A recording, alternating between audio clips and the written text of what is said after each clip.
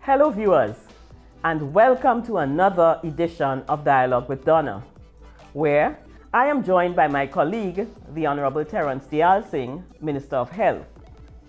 On today's episode, we discuss the deadly and fast-spreading novel coronavirus. Many of us have questions and concerns about this virus and what is being done to prevent its entry into Trinidad and Tobago. Minister Deyalsingh, welcome to Dialogue with Donna. Thank you for having me. With the spread of the novel coronavirus, why doesn't the government shut down the country?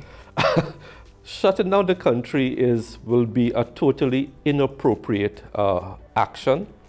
What the government has decided to do was to prevent the entry of the virus into Trinidad and Tobago by imposing travel restrictions. China is the actual epicenter of the virus. So what we have done is put a 14-day travel restriction so that anybody with a journey originating in China has to spend at least 14 days outside of Trinidad and Tobago. Why 14 days? Because that is the incubation period of the virus from when you can contract it to when you are free of it, and we know you are free of it. And that is the best approach we can do to protect the introduction of the virus into Trinidad and Tobago. Shutting down the country will have an absolutely deleterious effect on everyone. It means a healthcare worker can't go to a hospital. So that doesn't enter into the equation. There's a belief that the government is hiding information from the public. Is that so? No, I mean, that might be a natural reaction. What is happening is that a lot of the hysteria is being driven by social media. You have individuals making posts on social media. For example, there was a gentleman, and we are actually using that clip of a Trinidadian lying down in a bed saying that you have three Chinese persons who are dead on a ship in Point Lisas. Oh. You have social media posts saying there were 2 cases in Cedras, a case in Eric Williams. So when as a minister or as the chief medical officer has to go out there, people are succumbing to rumors on social media. So when they hear these denials, there is this tendency to believe we are hiding information. Nothing could be further from the truth. I have been honest, transparent, and so has everyone in the ministry from day one about this issue. And let me reassure people, the government has nothing to gain by hiding information, because we want an informed public. We want an educated public. And the more information I can give out is the better for all of us. Very good, and I agree with that. But what about Carnival this year? I mean, there is, a lot of talk about canceling Carnival. Yeah. And again, that is being driven by social media, and it has been picked up by mainstream media. So let's talk facts, numbers, and figures.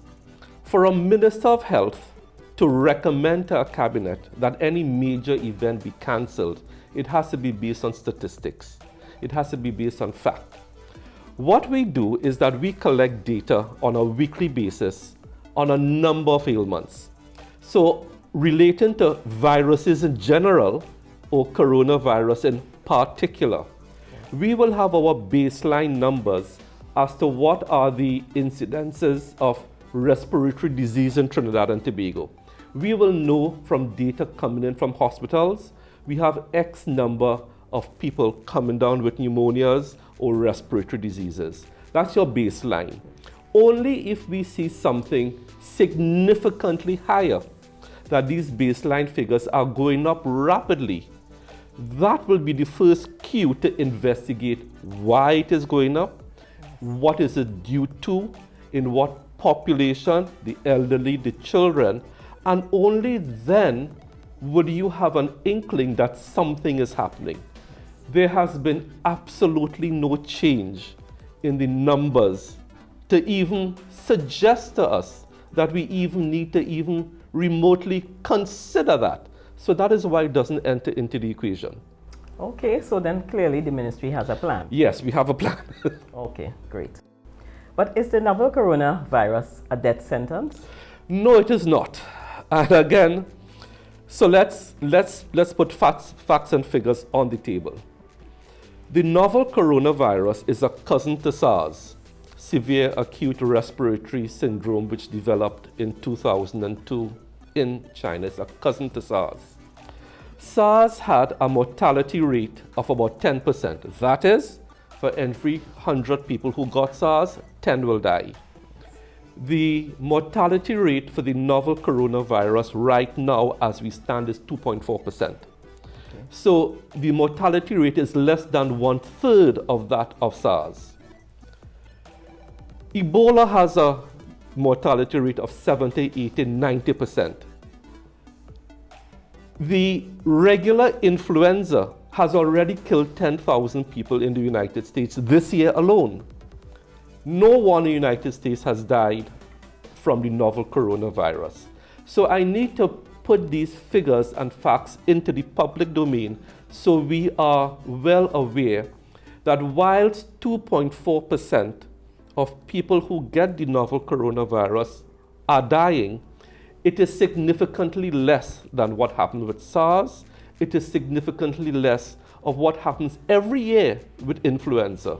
So for instance, in Trinidad and Tobago, 39 people have died in this year's flu season, which is a bigger problem than coronavirus because we have no case of coronavirus either in Trinidad and Tobago or the wider CARICOM area. And that's why we say the risk of this virus coming into Trinidad and Tobago is low or remote, but you have to be prepared.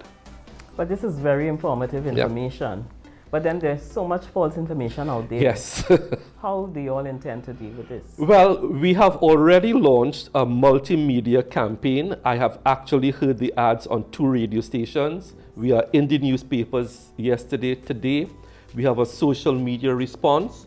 And most importantly, the Ministry of Health officials, including the Minister, Chief Medical Officer, the Principal Medical Officer of Health Epidemiology, we have CARFA, we have PAHO, we have all been fanning out into the media to bring accurate information.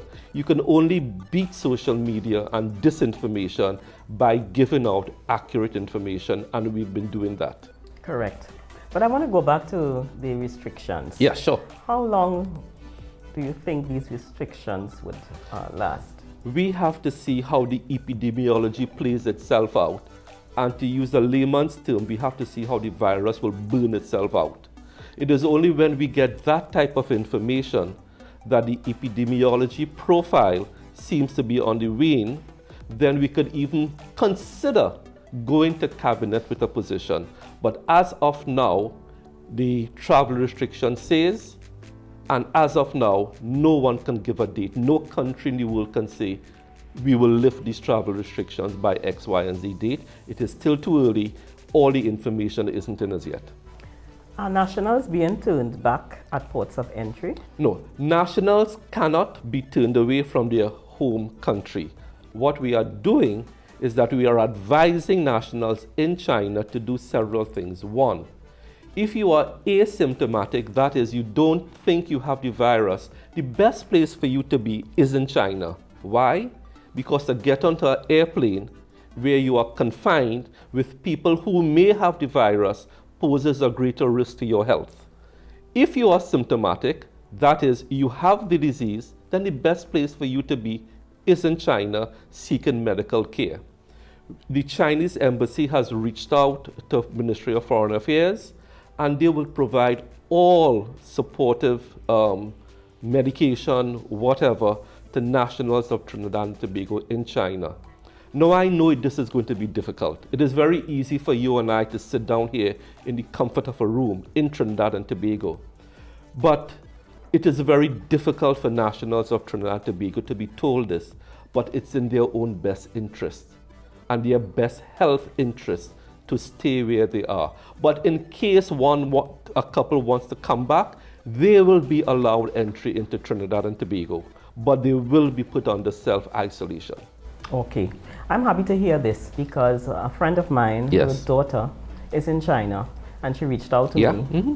and she felt that that decision it came across as uncaring. Yes. Because how is her daughter to stay there and not come home? Yeah. She wanted her daughter to come home. So it may seem to be uncaring, and I fully understand her position.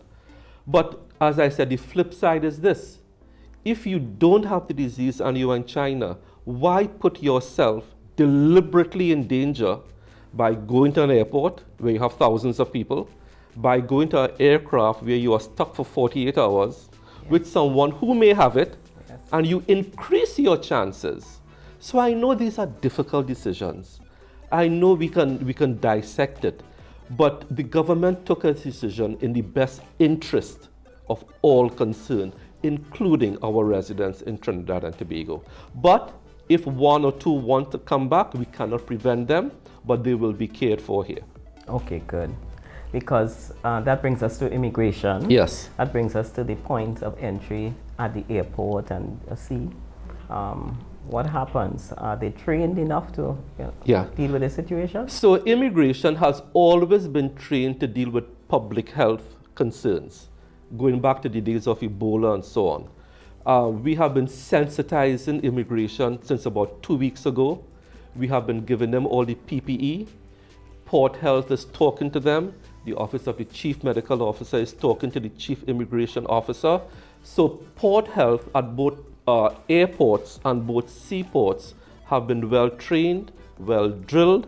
So we envisage absolutely no problems there because the safety of our frontline people is paramount. This has definitely been an informative edition of Dialogue with Donna. Minister, thank you very much for being here. Thank you for having me, because this is a very important piece of information to get out. It is only with a well-informed and educated public that 1.3 million people of Trinidad and Tobago can band together, teamwork. We can ensure that this virus doesn't enter, and even if it enters, we can treat it. The government is in control of the situation. We can make sure two things: that one, the virus doesn't enter our territory, and even if it does, we have the capability to deal with it.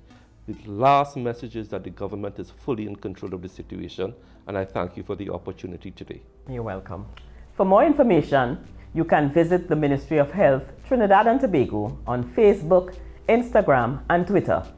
And stay tuned to television and radio stations nationwide. Let us work together to ensure that we remain healthy and free of the novel coronavirus. Follow the Ministry of Communications on Facebook. Like us on Instagram, Twitter, and LinkedIn. Until next time, be blessed. This was a production of the Ministry of Communications, Information Division.